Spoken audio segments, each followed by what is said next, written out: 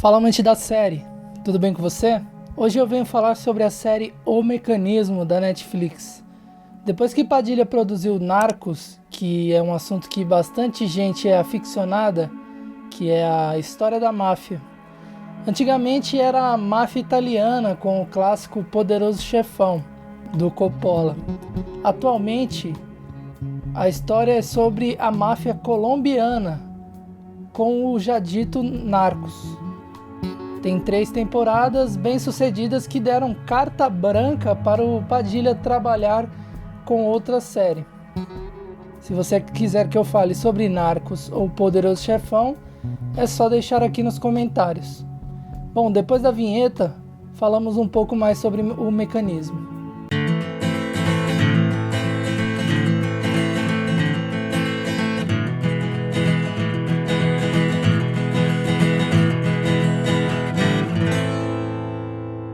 Em ano de eleição, esse assunto tinha que ser abordado de forma contundente. Afinal, nosso povo, em sua maioria, é alienado até hoje. E quem acha que saiu dessa alienação foi para a briga de ideologias, que mais parece torcida de futebol em dia de clássico. Fica o coxinha chamando o outro de mortadela, o mortadela chamando o outro de coxinha, e nada se resolve. No começo da série eu fiquei com receio, pois havia assistido algumas entrevistas do Wagner Moura, que é um cara de esquerda, e ele falava que tinha debates acalorados com Padilha, que é de direita.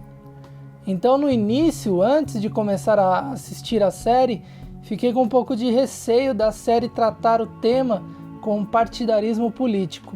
O que me surpreendeu positivamente é que a mensagem foi tratada de maneira imparcial, nem atacando a esquerda, nem atacando a direita, e sim demonstrando de maneira clara o que está acontecendo no país. E para ter certeza disso, vemos que eles não têm vínculos às leis de incentivo audiovisual brasileira. Padilha recusou utilizar nomes oficiais da polícia, da Petrobras, os nomes das pessoas que estão envolvidas.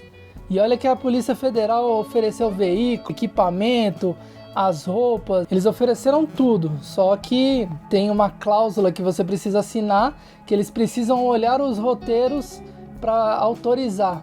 Então o Padilha preferiu se resguardar com relação a esse tipo de atitude e lançou a série sem os nomes reais, porque ele não queria se alinhar a nenhum tipo de orientação que não fosse pautada pelo livre-arbítrio que só um cara fora do Brasil poderia inserir sem medo de morrer. Até por isso o Padilha não queria lançar Tropa de Elite 3, pois foi ameaçado de morte e esse foi um dos principais motivos de sair do Brasil. E eu acho que eu nunca falei isso pra ninguém. Quando o Tropa 2 foi lançado, eu tinha uma produtora, eu tenho ainda uma produtora ali, brasileira, Zazen Produções, que é no Jardim Botânico. Um belo dia eu tava lá, alguém ligou, e a pessoa perguntou se eu tava. O Zé Padilha tá aí e tal? Ah, o Zé tá sim, tá numa reunião e tal. Ah, não, tudo bem, só tô checando aqui e tal, porque a gente marcou uma reunião uma hora, eu sou fulano de tal da Rede Globo, blá, blá, blá. Ah, vou falar com ele. Ah, não precisa não, ele desligou o telefone. 10 minutos depois, na minha pequenininha rua do Jardim Botânico, entraram 2 motos pela contramão, pararam em frente à nossa produtora, um carro parou assim na esquina, o cara tocou a campainha. Para resumir a história, os caras estavam armados e ficaram durante 3 ou 4 minutos, bastante tempo tentando entrar, e eu dentro da produtora, olhando na câmera e entendendo que esses caras vieram aqui me sequestrar, né? A gente ligou para polícia, para segurança, e os caras começaram a ficar nervosos porque o tempo estava passando, olhando no jornal, no relógio, os caras entraram nas motos e foram embora. A gente foi processado por vários policiais no Tropa de Elite 2 e a gente ganhou todas as ações e os caras tiveram que pagar os custos advocatícios. Será que isso é vingança? O que é isso? Esses policiais que foram presos agora no Rio de Janeiro num escândalo, 17 policiais, esses 17 policiais processaram a gente, os mesmos. Era uma quadrilha. Aí o Pimentel virou para mim e falou: Zé, você tem que ter segurança, você tem que andar com segurança. Você precisa ter um policial com você, 2 policiais com você, para ter 2 turnos, 2 com seu filho, 2 com a sua mulher. Aí eu comecei a olhar para eles e falei: cara, eu não quero viver assim. E por outro lado aqui, é onde está a indústria do cinema. A meca do cinema é em Los Angeles. E eu com um monte de proposta. Vem aqui fazer uma série da Netflix, vamos fazer esse filme aqui, você não quer escrever um roteiro pra gente? Aí eu olhei e falei, Jô, minha esposa, né? Gui, vocês querem ir para Los Angeles? Vamos embora. Vamos ficar 4 anos em Los Angeles, 5 anos para ver como é que é? Aí, estamos aqui. Mas, 8 anos depois, me parece uma continuação sem a turma do Bop e o Capitão Nascimento. Infelizmente, Selton Mello não é um substituto à altura de Wagner Moura. Selton não consegue sensibilizar ou criar empatia por seu personagem. E isso se arrasta por toda a série. Quando o personagem supostamente se matou, eu até fiquei feliz por não ter que vê-lo, mas com uma pulga atrás da orelha. Afinal, como o personagem principal morreria tão rápido? A personagem Verena traz simpatia, mas fizeram o papel dela muito idiota, porque ela demonstra ser uma mulher forte com o chefe, com as autoridades, até mesmo nas prisões dos empresários, mas no lado amoroso ela é uma personagem tão imbecil com o procurador Cláudio que fica com raiva, você fica naquele sentimento de amor e ódio pela personagem. Acho que um cara que merecia destaque, pois foi muito bem, é o Jonathan, que fez o personagem Vander. Na minha opinião, foi um dos melhores do lado dos mocinhos. Muitas cenas de sexo desnecessárias para o contexto da história, mas o povo gosta de ver teta e bunda, então eles mandaram ver na série. Padilha se mantém na sua área confortável que o elevou ao patamar de grande cineasta BR. Ele utiliza dos mesmos recursos que fizeram mundialmente conhecido após Tropa de Elite. As narrativas em off, imagens aéreas. Sua linguagem audiovisual é bem estabelecida nesses pontos. Destaco a direção de Daniel Rezende nos 2 últimos episódios que trouxeram um frescor de ideias novas.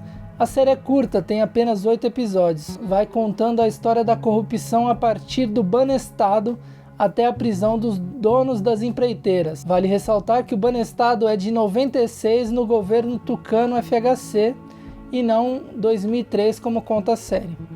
A cada minuto que passa, você percebe o quanto os conchavos estão presentes na política brasileira desde os tempos mais primórdios. Claro, não devemos levar em consideração o romantismo que fazem com a Polícia Federal, MP e os juízes, como se não existissem pessoas corruptas em todos os ambientes. Pois na própria série, o ex-policial Rufo constata o mecanismo e chega a desistir de investigar. E esse final mostra um pouco do pessimismo que Padilha carrega por nosso país. Eu recomendo que maratone, mas antes vou falar quem são os personagens reais que vai despertar mais seu interesse. O Selton Mello, policial aposentado Gerson Machado. A Verena, a inspiração dela é a delegada Érica Marena. O Ibrahim, a inspiração dele é o doleiro Alberto Youssef. O João Pedro Rangel, a inspiração é o Paulo Roberto Costa, que era ex-diretor de abastecimento da Petrobras. Paulo Rigo é a inspiração para o Sérgio Moro. E o Maquitano é a inspiração da doleira Nelma Codma, amante do Youssef.